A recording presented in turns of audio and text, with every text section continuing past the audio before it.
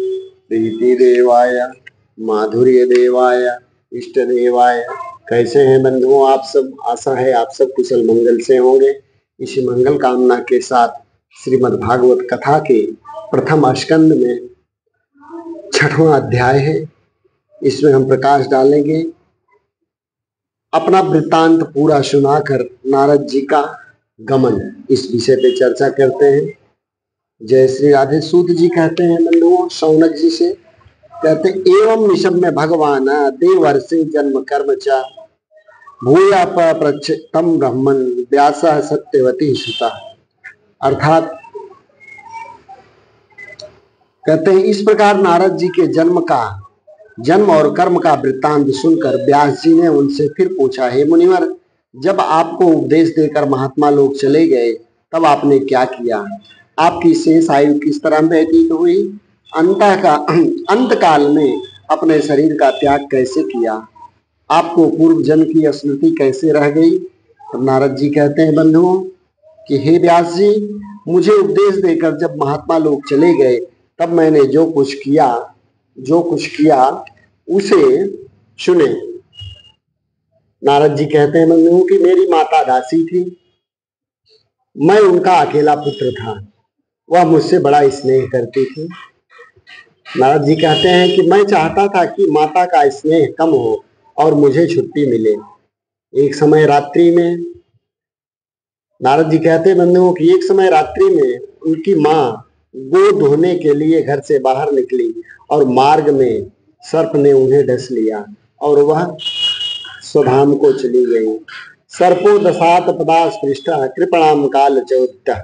अर्थात माता के मरने को भगवान का अनुग्रह मानकर नारद जी कहते हैं कि मैं उत्तर दिशा की ओर चल पड़ा और मार्ग में बहुत से देश, नगर, ग्राम, वन, उपवन पार करता एक निर्जन वन में जा पहुंचा और उस समय मैं बहुत थका और भूख प्यास से व्याकुल था।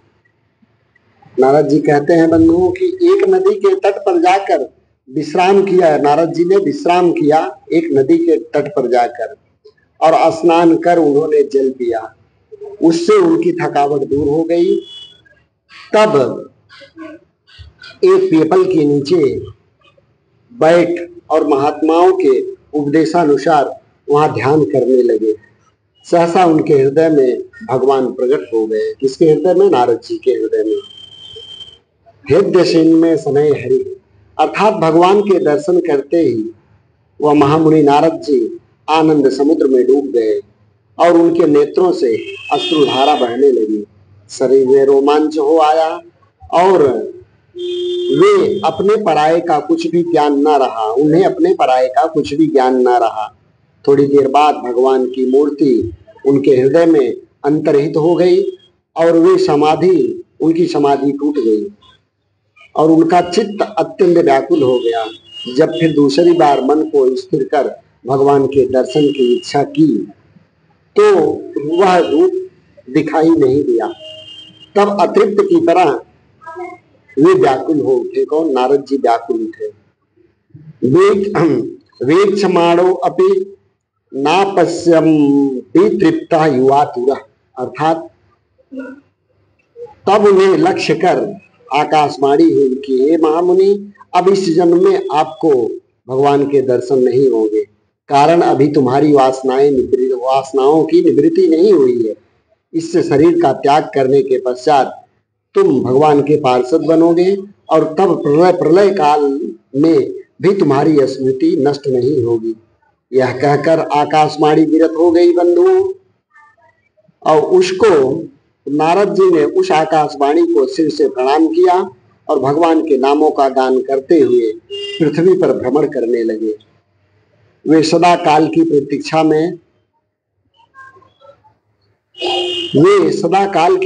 में रहते थे।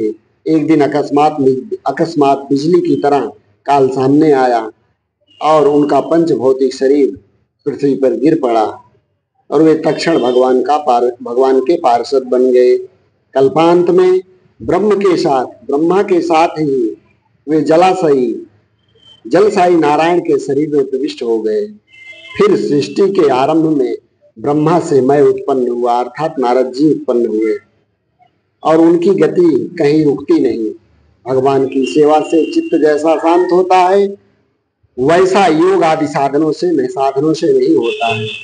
व्यास जी कहते हैं आपने जो पूछा था, व्यास जी से कहते हैं नारद जी आपने जो पूछा था उसका उत्तर मैंने दे दिया, और आपके अपरितोष के कारण भी बता दिया। सूत जी कहते हैं बंधुओं सौनक जी से, यह कहकर देवर्षि नारद बीड़ा बजाते हुए हरिगुण गाते चले गए। अहो देवर्षि नारद धन्य है, अहो देवर्षि नारद धन्य है, जो भगवान की कीर्ति गाते हुए क्लेश क्रांत जीवों को अपनी बीड़ा के सुमधुर स्वर से आनंदित करते हैं। इस प्रकार प्रथम स्कंद का 6वां अध्याय पूरा हुआ। तब तक के लिए जय श्री राधे, जय श्री नारायण। ओम नमो भगवते वासुदेवाय। कल चर्चा करेंगे 7वें अध्याय का।